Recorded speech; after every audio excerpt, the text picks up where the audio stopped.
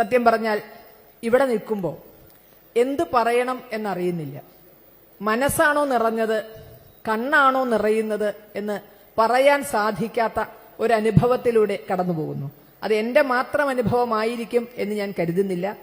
കാരണം ഒരു അധികാരത്തിന്റെയും പിൻബലമില്ലാതെ, ആരുടെയും ആജ്ഞയില്ലാതെ എങ്ങനെയാണോ 2018 സെപ്റ്റംബർ മാസം 28 കോടതി വിധിക്ക് ശേഷം പന്തളത്ത് അയ്യപ്പന്റെ അമ്മമാർ തെരുവിലിറങ്ങി കണ്ണുനീരോടുകൂടി ശരണം വിളിച്ചത്, ആ വിളി കേട്ട് കേരളത്തിൽ അങ്ങോളം ഇങ്ങോളമുള്ള സാമുദായിക സംഘടനകളുടെയും ആചാര്യന്മാരുടെയും മറ്റ് ഹൈന്ദവ സംഘടനകളുടെയും പ്രതിനിധികൾ അന്ന് ആദ്യമായി കോട്ടയത്ത് സമ്മേളിച്ചത്, നമ്മൾ എങ്ങനെ ആചാരത്തെ സംരക്ഷിക്കുമെന്ന് ആലോചിക്കാൻ വേണ്ടി അന്ന് ആദ്യമായി കോട്ടയത്ത് സമ്മേളിച്ചത്, അതിനേക്കാൾ മനസ്സ് നിറഞ്ഞ് അതിനേക്കാൾ ഭക്തിയോടുകൂടി ഒരു സദസ്സാണ് ഇന്ന് ഈ സെമിനാറിൽ പങ്കെടുക്കാൻ ഇവിടെ വന്നിരിക്കുന്നത്.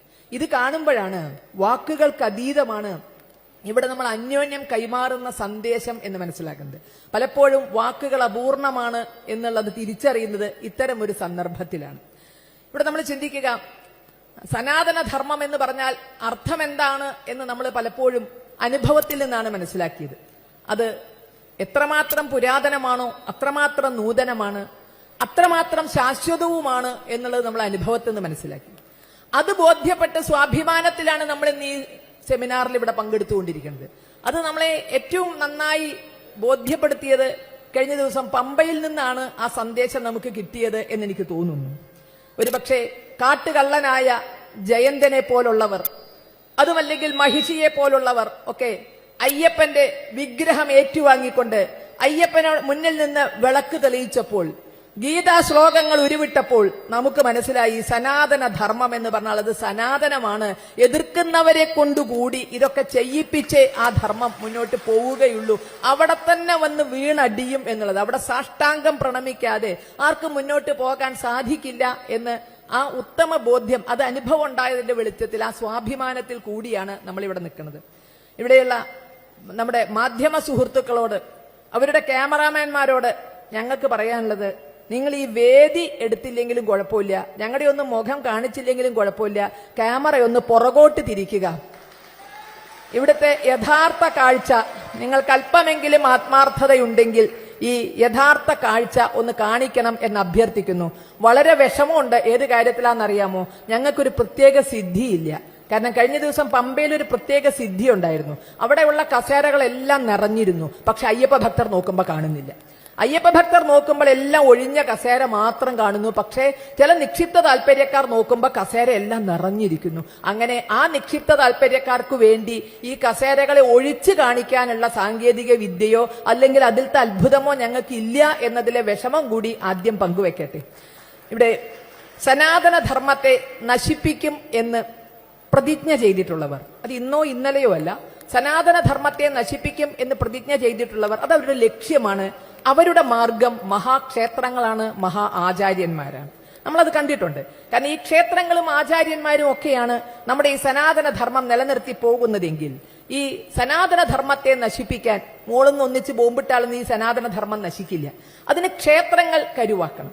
നമ്മളിവിടെ ശബരിമലയുമായി ബന്ധപ്പെട്ട് ഇങ്ങനെ ഒരു സെമിനാർ നടത്താൻ തന്നെ കാരണം അത്തരത്തിലുള്ള നമ്മുടെ മനസ്സിലെ ആശങ്കകളാണ്. അപ്പൊ നമ്മൾ കഴിഞ്ഞ ഒരു മാസത്തിന് മുമ്പ് ഗൗരവമായി ചർച്ച ചെയ്തു ധർമ്മസ്ഥല എന്ന മഹാക്ഷേത്രത്തെ പറ്റിയിട്ട്. എത്രമാത്രം ഗൂഢാലോചന അവിടെ നടന്നു എന്നുള്ളത്. ഇത് തന്നെയായിരിക്കും ശബരിമലയുടെയും നമ്മൾ അനുഭവിച്ചുകൊണ്ടിരിക്കുകയാണ്. 2008 മുതൽക്ക് ഇങ്ങോട്ട് യുവതീ പ്രവേശനവുമായി ബന്ധപ്പെട്ടുണ്ടാക്കിയ കോലാഹലങ്ങളും അവസാനം അയ്യപ്പ ഭക്തരെ കണ്ണീരിലും കടലിലും ആക്കിയ കാഴ്ചയൊക്കെ നമ്മൾ കണ്ടു. അപ്പൊ പുതിയ പുതിയ അധ്യായങ്ങൾ ഇനിയും വന്നേക്കാം.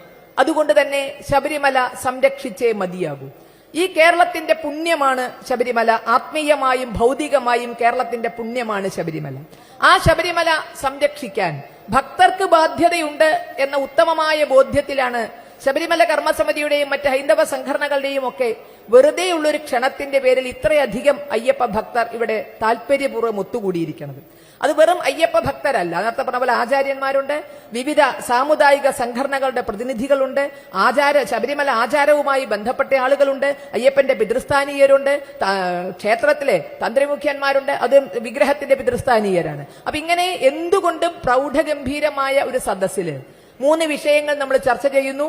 വികസനം, വിശ്വാസം, വികസനം, സുരക്ഷ. വികസനം മധ്യത്തിൽ വെച്ചിരിക്കുന്നത് വളരെ അർത്ഥവത്താണ് നമ്മൾ ക്യാപ്ഷൻ വെച്ചതിന്റെ. കാരണം വികസനം ആവശ്യമാണ്. ശബരിമലയിൽ വരുന്ന അയ്യപ്പ ഭക്തർക്ക് വേണ്ടുന്ന സൗകര്യങ്ങൾ കിട്ടാൻ വേണ്ടിയുള്ള വികസനം അവിടെ ആവശ്യമാണ്. ആ വികസനം എന്നതുകൊണ്ട് നമ്മൾ ഉദ്ദേശിക്കുന്നത് കഴിഞ്ഞ ദിവസം പമ്പയിൽ ഒരുക്കിയതുപോലുള്ള പഞ്ചനക്ഷത്ര സൗകര്യങ്ങളല്ല. അത്യാവശ്യം ഭക്തർക്ക് അവരുടെ പ്രാഥമിക കാര്യങ്ങൾ നിറവേറ്റാൻ, അവരുടെ ആവശ്യങ്ങൾ നിറവേറ്റാൻ വേണ്ടുന്ന വികസനം ശബരിമലയിൽ വേണം. പക്ഷെ ആ വികസനം ഒരിക്കലും വിശ്വാസത്തിനെതിരായിരിക്കരുത്. വിശ്വാസം അതല്ലേ എല്ലാം എന്നുള്ളത് വെറും ഒരു ക്യാപ്ഷനോ വെറും ഒരു പരസ്യവാചകമോ അല്ല. വിശ്വാസം തന്നെയാണ് ശബരിമല ആരാധനയുള്ള എല്ലാ ആരാധനയുടെയും അടിത്തറ വിശ്വാസമാണ്. അപ്പൊ വിശ്വാസത്തിന്റെ കടക്കൽ കത്തിവെക്കുന്ന ഒന്നും അവിടെ നടക്കാൻ പാടില്ല. വിശ്വാസത്തിൽ ഊന്നി ശബരിമല വികസിച്ചേ മതിയാകൂ. വർദ്ധിച്ചു വരുന്ന അയ്യപ്പ ഭക്തരുടെ ആരാധനയ്ക്ക് അവിടെ വരുന്നവർക്ക് വേണ്ടി വികസനം നടക്കണം. അതൊരിക്കലും വിശ്വാസത്തിനെതിരായിരിക്കരുത്, വിശ്വാസം നശിപ്പിച്ചുകൊണ്ടായിരിക്കരുത്. അതുപോലെ തന്നെ ആ വികസനമോ അതുമല്ലെങ്കിൽ അവിടെ നടത്തുന്ന ഏത് കാര്യങ്ങളോ ഒരിക്കലും നമ്മുടെ സുരക്ഷയ്ക്ക് ഭീഷണിയാകരുത്.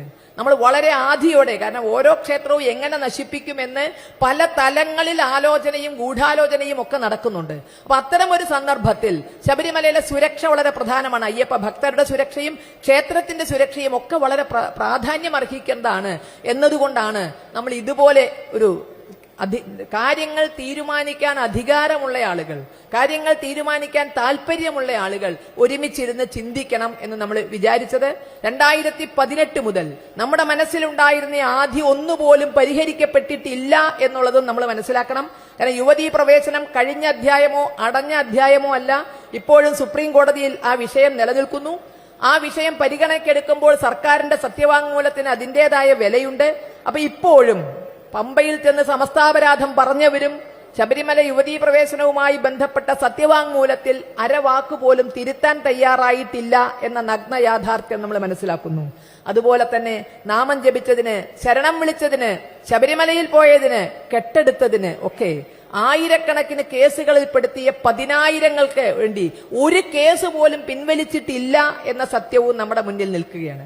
ഇത്തരം യാഥാർത്ഥ്യങ്ങൾക്ക് പരിഹാരം കാണാൻ അയ്യപ്പ ഭക്തരുടെ ശക്തിയിൽ സാധിക്കും എന്ന് നമുക്ക് ഉറപ്പുണ്ട്. ശബരിമലയിൽ ഒരു ഫോട്ടോഷൂട്ട് ഒഴിച്ച് ആചാരം ലംഘിക്കാൻ ആർക്കും സാധിച്ചില്ല.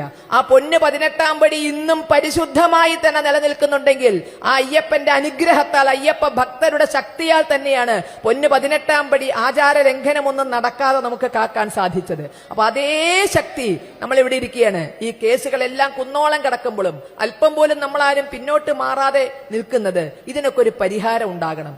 ജനാധിപത്യത്തിൽ ജനമാണ് ശക്തി. ജനാധിപത്യത്തിൽ അധികാരം ജനങ്ങളുടെ കയ്യിലാണ്.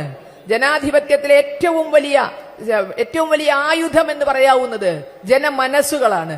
അപ്പൊ അതുകൊണ്ട് തന്നെ അങ്ങനെ ഒരു സമ്മർദ്ദ ശക്തിയായി മാറി ഈ 2018 അയ്യപ്പ ഭക്തന്മാരെ കണ്ണീരും ചോരയും കുടിപ്പിച്ച ആ യുവതീ പ്രവേശനം എന്ന അധ്യായം അത് അടഞ്ഞ അധ്യായമായി മാറണം. ഇനി ആർക്കും അങ്ങനെ ഒരു മോഹം വരാത്ത വിധത്തിൽ തന്നെ ഒരു ശാശ്വതമായ പരിഹാരം ഉണ്ടാകണം. കേസിലും കൂട്ടത്തിലും പെട്ട് വട്ടം തിരിയുന്ന അയ്യപ്പ ഭക്തന്മാർക്ക് അതിൽ നിന്നൊരു മോചനം വേണം. അത്തരം തീരുമാനങ്ങളൊക്കെ എടുക്കാൻ ഈ ആചാര്യന്മാരുടെ മുഴുവൻ അനുഗ്രഹം, സാമുദായിക സംഘടനകളുടെ മുഴുവൻ പിന്തുണ, അയ്യപ്പ ഭക്തന്മാരുടെ മുഴുവൻ കരുത്ത് ഉണ്ടാകട്ടെ എന്ന പ്രാർത്ഥനയിൽ ഞാൻ എന്റെ വാക്കുകൾ നിർത്തുന്നു. നിങ്ങൾക്ക് നന്ദി. സ്വാമിയേ